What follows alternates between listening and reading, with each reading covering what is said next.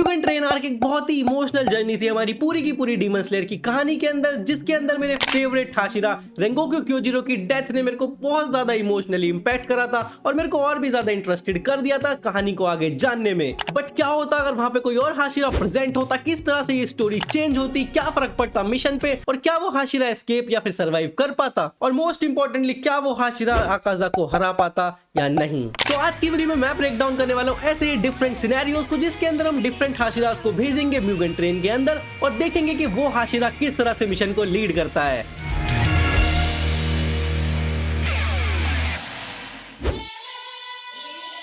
Starting with depressed हाशिरा Giyu Tomioka, वो enter करते हैं हमारी म्यूगेन ट्रेन के अंदर अपने मेन ट्रायो के साथ, जहां पे एनमू उनको स्लीप के अंदर डाल देता है उनकी कोर को डिस्ट्रॉय करने के लिए। जहां पे ग्यू सपने में साबितो को देख रहा होता है, उसको बहुत ही जल्दी रियलाइज भी हो जाता है कि ये सपना है और वो भी रेंगोकू की तरह ही बहुत आसानी से स्लीप को तोड़ देते और बाहर आ जाते सपनों की दुनिया से। जिसके बाद एनमू अपने आप को पूरी की पूरी ट्रेन के अंदर कन्वर्ट कर लेता है, जहां पे तांजीरो और इनोसुके जाके एनमू को ढूंढ रहे होते हैं उसके गर्दन को फाइंड करने के लिए, और on the other hand Giyu हमारे बिल्कुल रेंगोकू की तरह सारी की सारी कार्ड्स को नेजुको और जेनित्सु के साथ मिलकर बचा रहे होते एनमू के टेंटिकल्स से। और क्योंकि ओवरऑल लिस्ट में ग्यू 5th नंबर पे आते हैं स्पीड के मामले में, तो वो काफी अच्छे से पूरी की पूरी ट्रेन को हैंडल कर रहे होते हैं, इधर से उधर, उधर से इधर, इधर से उधर, उधर से उधर। अरे बस कर भाई, तुम समझ गए ना।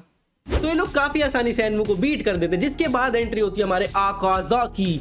ये गाने जैसा क्यों साउंड हुआ, आकाजाकी आकाजाकी आकाजा। तो ग्यू भी one of the most powerful हाशिराज में से एक है, तो वो काफी अच्छे से आकाजा के साथ फाइट कर रहे होते हैं, जहां पे उनके पास एक एडवांटेज रेंगोकू के ऊपर होती, क्योंकि रेंगोकू एक रिजिड फाइटर है जो कि डट के फाइट करता है, लेकिन हमारे तोमियोका ग्यू एक काफी स्विफ्ट फाइटर है जो कि बिल्कुल स्मूथ मूवमेंट्स के साथ लड़ना पसंद करते हैं। तो वो आकाजा के अटैक्स को रेंगोकू के कंपैरेटिवली ज्यादा अच्छे से डॉज कर पा रहे, जिसकी वजह से वो थोड़ा कम डैमेज लेते। But on the other hand Giyu Rengoku के जितना फिजिकली स्ट्रॉन्ग नहीं है, तो उनको आकाजा की हैवी स्ट्राइक से ज्यादा डैमेज पड़ रहा होता है as compared to Rengoku. But वो उसके बाद भी काफी अच्छे से बैटल को संभाल रहे होते हैं, जहां पे आकाजा सेम लाइक रेंगोकू वो ग्यू को भी प्रेज करता जैसे उसने आगे इन्फिनिटी कैसल वाली आर्क में करा है। वो ग्यू को बोलता कि तुम भी डीमन बन जाओ, और वही वाला रबड़ी रोना जो उसने रेंगोकू के साथ किया था। कायदे में रहिए छोटे, मैं गैंड पर लागेंगे छोटे। और फाइनली हमारे ग्यू तोमियोका भी हमारे तांजीरो और बाकी सबको बचाते बजाते डोनट बन ही जाते। तेंगन भी काफी इजीली एनमू की स्लीप को तोड़ देता और उसको लोकेट करके मार देता। और तेंगन वैसे भी fastest Hashira in the demon slayer, तो उसको एनमू की ट्रेन वाली फॉर्म से फाइट करने में भी बिल्कुल इशू नहीं आते। वो इजीली एकदम तेज तेज मूव करके सारे के सारे टेंटिकल्स को काट के एनमू को लोकेट करके बहुत ही आसानी से मार देता। बट जब बात आती है आकाजा से लड़ने की, तो उसकी जो डुअल विल्डिंग कटाना है वो उसको काफी ज्यादा हेल्प करती हाई स्पीड कॉम्बैट्स में फाइट करने के लिए, और उसके ऊपर से उसकी स्पीड भी रेंगोकू से ज्यादा है, तो वो काफी अच्छे से फाइट तो कर पा रहा होता है इनिशियली। बट उसका फाइटिंग स्टाइल थोड़ा सा रेंगोकू से लोअर है, ये बात उसने खुद कंफर्म करी है कि Rengoku was a better fighter than him, जिसकी वजह से वो आकाजा से फाइट इनिशियली तो अच्छा कर पा रहा होता, बट जैसे जैसे फाइट आगे बढ़ती और आकाजा सीरियस होता, वो अपने आप को उतना अच्छे से डिफेंड नहीं कर पाता। उसके भी ऊपर से आकाजा को भाई फ्लैशी लोग बहुत ज्यादा इरिटेटिंग लगते हैं, और तेंगन आपको पता ही एकदम शो वाला आदमी है, तो आकाजा भाई गुस्से में जाके उसका टैटुआ खींच देता। वेल इस फाइट का कंक्लूजन बिल्कुल वही होता जो कि हमने एंटरटेनमेंट डिस्ट्रिक्ट में देखा था। तेंगन अपनी आखिरी सांस तक लड़ते लड़ते लड़ते लड़ते अबे जल्दी बोल, दम तोड़ देता।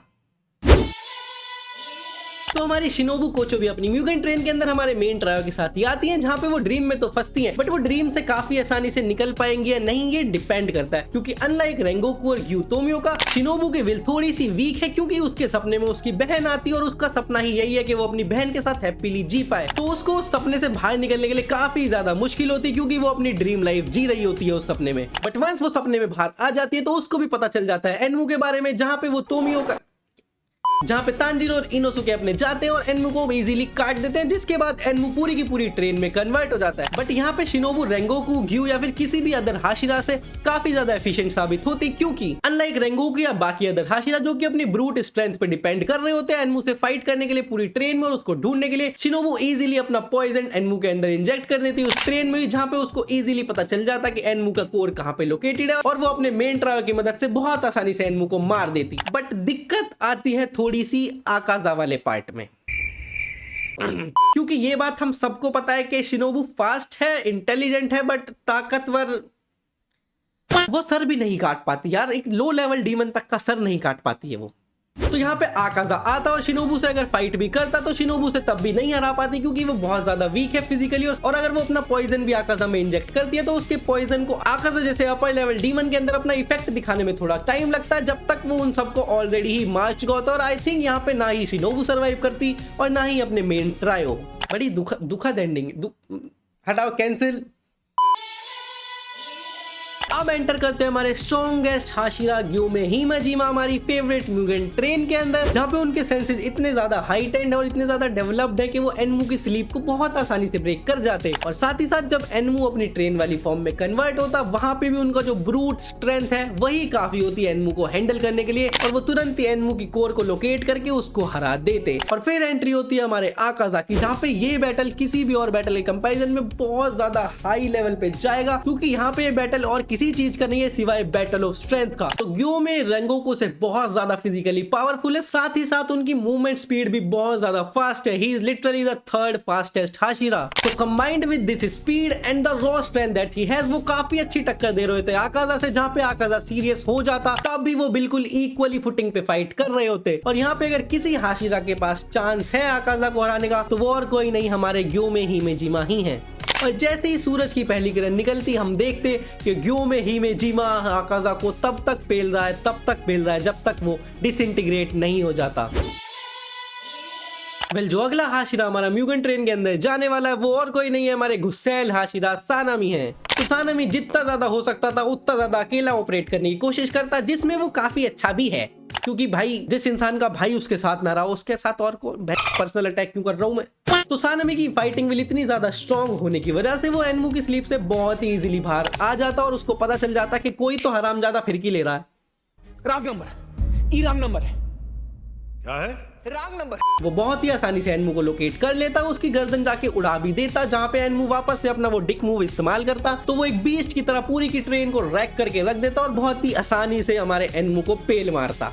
और जैसे ही एनमू मरता वहां पे एंट्री होती है हमारे आकाजादा लॉर्ड की, और ये बैटल भाई बहुत ही ज्यादा एक्सप्लोसिव और बहुत ही ज्यादा अमेजिंग होता देखने में, क्योंकि दोनों ही पार्टी बहुत ज्यादा स्ट्रॉन्ग है और साथ ही साथ दोनों ही बैटल हंग्री है। और सानामी काफी अच्छी टक्कर भी दे रहा होता आकाजा को, बट जिस तरह से आकाजा रेंगोकू और ग्यू के साथ बैटल एंजॉय करता है वो सानामी के साथ थोड़ा सा इरिटेटेड हो रहा होता, क्योंकि सानामी एक जानवर है और वो बहुत ही टॉन्टफुली लड़ता है सामने वाले को एकदम नीचा दिखा के, जिस वजह से आकाजा बहुत ही ज्यादा इरिटेटेड और गुस्सा हो जाता सानामी से और वो सीरियस होके फाइट करने लग जाता। और आकाजा जैसे ही सीरियस होके फाइट करना स्टार्ट करता वो सानामी पे भारी पड़ जाता, जिसकी वजह से सानामी के सर्वाइविंग के चांसेस थोड़े से स्लिम तो हो जाते। नाउ इस फाइट का आउटकम यही होता कि सानामी ऑल्दो आकाजा को पुश तो करता बहुत ज्यादा लिमिट तक, बट स्टिल वो उसको हरा नहीं पाता। और यहाँ पे सानामी के सर्वाइवल के दो सिनेरियोज है, या तो आकाजा बहुत इरिटेटेड होकर उसके वहीं पे मारता और उसके बाद अपने मेन ट्रायो के काम लगा देता, या फिर इन दोनों के लड़ते लड़ते सेम लाइक रेंगोकू सुबह हो जाती और सानामी एकदम मरने की कगार पे जस्ट लाइक रेंगोकू बचता और आकाजा एस्केप कर जाता। तो मुइचिरो भी is a very strong fighter, उसकी भी फाइटिंग विल काफी अच्छी है जो कि उसको हेल्प करती है एनमू की स्लीप से बाहर आने के लिए। और मुइचिरो यूज करता है मिस्ट ब्रीथिंग, जो कि बहुत ही यूजफुल होती है अगेंस्ट एनमू, क्योंकि वो एकदम धुआं बना के एनमू की गर्दन काट जाता और एनमू को पता ही नहीं चलता। बट अगेंस्ट आकाजा कहानी थोड़ी सी डिफरेंट हो जाती है, क्योंकि ऑल्दो मुइचिरो एक प्रोडिजी है but at this point of story वो इतना ज्यादा पावरफुल नहीं है, और साथ ही साथ उसने अभी तक अपना डीमन स्लेयर मार्क अनलॉक भी नहीं करा है, जो कि कोई भी नहीं करेगा। और डीमन स्लेयर मार्क ना होने की वजह से वो काफी ज्यादा वीक है कंपेयर टू उस फॉर्म में जब वो अपर मून 5 से लड़ा था। नाउ आकाजा और मुइचिरो फाइट करना स्टार्ट करते हैं, जहां पे मुइचिरो का फाइटिंग स्टाइल मिस्ट ब्रीथिंग उसको आकाजा को कंफ्यूज करने में और साथ ही साथ उसके अटैक्स को डॉज करने में तो हेल्प करता है, बट अनलाइक रेंगोकू, ग्यू या फिर सानामी वो इतना ज्यादा ड्यूरेबल नहीं है कि वो आकाजा के हिट्स ले पाए। वो आकाजा से थोड़े से ही हिट्स लेके काफी डैमेज हो जाता और इस लड़ाई को सर्वाइव नहीं कर पाता।